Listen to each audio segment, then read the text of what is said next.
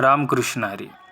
वेदांत दर्शनाला प्रारंभ करण्यापूर्वी आपण वैदिक साहित्याचा अर्थात वेदाचा सामान्य परिचय करून घेण्यास सुरुवात केली आहे. वेद हा शब्द विद जाणणे या धातूपासून आला आहे आणि त्यामुळे त्याचा अर्थ ज्ञान असा होतो. अर्थात वेद या शब्दाचा अर्थ ज्ञान असा आहे. वेदाचे दुसरे नाव श्रुती असे आहे. श्रु म्हणजे ऐकणे. याविषयी आपण मागील भागामध्ये सविस्तर माहिती बघितली. वेद 4 आहेत. ऋग्वेद, यजुर्वेद, सामवेद आणि अथर्ववेद. या 4 वेदाचे 4 भाग पडतात. अर्थात प्रत्येक वेदाचे 4 भाग पडतात. एक म्हणजे संहिता, दुसरं म्हणजे ब्राह्मण ग्रंथ, तिसरं आरण्यके आणि चौथे म्हणजे उपनिषदे.